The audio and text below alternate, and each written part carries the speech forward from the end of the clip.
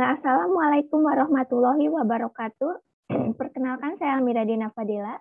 Di sini saya akan menyampaikan materi mengenai jenis-jenis batuan dan karakteristiknya. Selamat menyaksikan. Jadi, terdapat 3 jenis batuan, yaitu ada batuan beku, batuan sedimen, dan batuan metamorf. Nah, sekarang ada batuan beku. Batuan beku merupakan batuan yang terbentuk dari hasil pembekuan magma. Magma itu adalah cairan silikat pijar yang memiliki suhu sekitar 1.500 hingga 2.500 derajat Celcius. Nah, berdasarkan tempat pembentukannya, batuan beku dibagi menjadi 3, yaitu batuan beku intrusif, yaitu batuan beku dari pembentukan magma dalam bumi, lalu batuan beku ekstrusif, yaitu batuan beku dari pembentukan magma di permukaan bumi, dan batuan beku korok, yaitu batuan beku yang terbentuk dekat permukaan bumi di rekahan litosfer atas. Nah, lalu selanjutnya ada macam-macam batuan beku. Yang pertama ada granit, termasuk batuan beku korok yang berukuran besar, keras, dan kuat. Granit biasa dijadikan hiasan rumah atau keramik, memiliki warna yang cerah, butirannya kasar, tersusun dari mineral kuarsa dan felspar. Lalu ada profil diarit, termasuk batuan beku korok yang dapat menjadi batuan induk. Mineralisasi logam dasar dan logam mulia yang terbentuk di urat kuarsa, warnanya agak gelap. Lalu ada obsidian yang termasuk batuan ekstrusif yang terbentuk dari larva permukaan yang cepat mendingin. Warna hitam seperti kaca, tidak ada kristal. Lalu ada diorit yang termasuk jenis batuan beku plutonik bertekstur veneris, mineralnya berbutir kasar hingga sedang, dan warnanya agak gelap. Lalu selanjutnya ada batuan gabbro.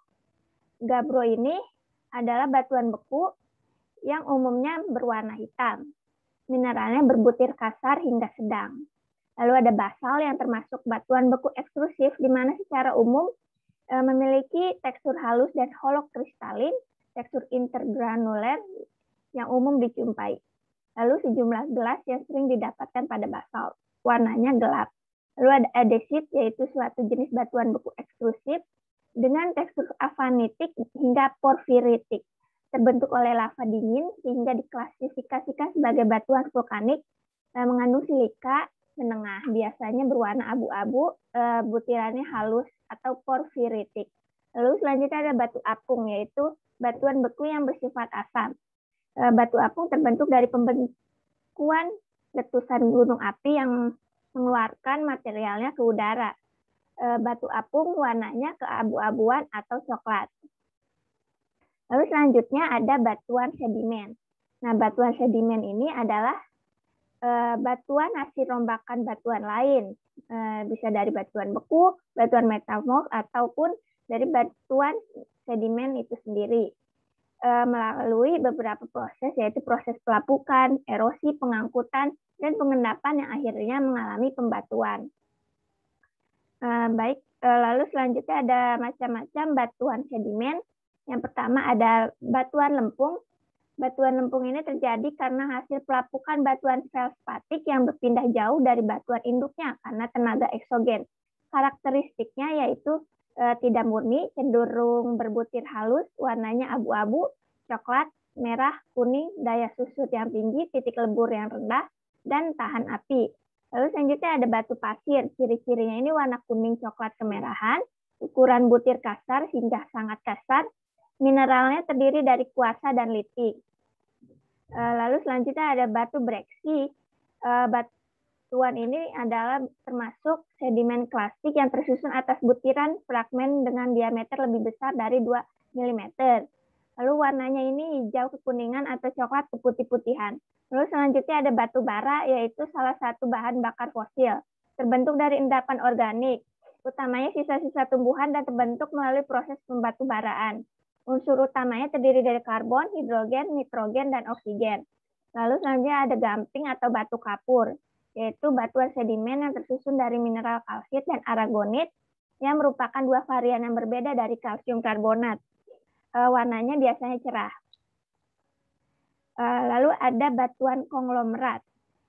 Batuan ini termasuk sedimen klasik yang memiliki ukuran butir dengan ukuran 2 hingga 256 mm. Lalu ada gipsum yang tersusun dari mineral gipsum terbentuk karena mengandung uap air yang ada, uap air ini yang menguap gitu. Lalu selanjutnya ada jenis batuan metamorf. Batuan metamorf ini adalah batuan hasil perubahan dari batuan beku dan batuan endapan yang terjadi karena proses metamorfosis. Lalu batuan metamorf ini dibagi menjadi dua kelompok besar, yaitu struktur foliasi dan struktur non-foliasi.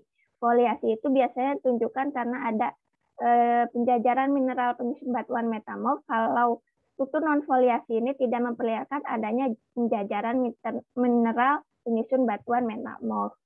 Lalu selanjutnya ada macam-macam batuan metamorf. Yang pertama ada marmer. Marmer ini adalah batu gamping yang berubah karena tekanan dan suhu tinggi kerak bumi. Warnanya pun hampir sering berubah-ubah. Lalu ada filit. Umumnya ini berwarna abu-abu tua atau hijau karena kandungan grafit hitam atau klorit hijau. Lalu ada kuarsit, yaitu batu kuarsa yang berasal dari batu pasir yang berubah karena suhu dan tekanan yang tinggi. Lalu ada gneiss, yaitu batuan yang terbentuk ketika batuan sedimen terpendam yang mengalami tekanan dan temperatur tinggi. Lalu selanjutnya ada sekis. Ini adalah salah satu jenis batuan metamorf yang terbentuk pada saat batuan sedimen atau batuan beku terpendam pada tempat yang dalam dan mengalami tekanan dan temperatur yang tinggi. Lalu ada batuan sabak yang termasuk sedimen klasik atau organ. Ini memiliki warna abu-abu hijau, merah, dan hitam. Teksturnya berbutir sangat halus, digunakan untuk papan tulis maupun trotoar dan atap. Baik, yang terakhir saya akan menjelaskan tentang komparator. Komparator ini adalah alat ukur yang digunakan untuk mendeskripsikan batuan berdasarkan skala Wentworth. Terdapat dua jenis komparator, yaitu untuk batuan beku dan komparator untuk batuan sedimen. Sekian pemaparan materi yang bisa saya sampaikan, kurang lebihnya mohon dimaafkan. Terima kasih sudah menonton.